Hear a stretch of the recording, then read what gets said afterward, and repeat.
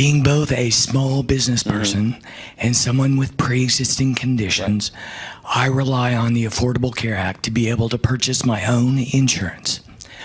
Why would you repeal the Affordable Care Act without a replacement? First of all, college-age children who are healthy are required to obtain health care, Right. but they don't have the money to pay for it. So what can Congress do to help them get affordable health care or opt out of it for those who cannot afford it?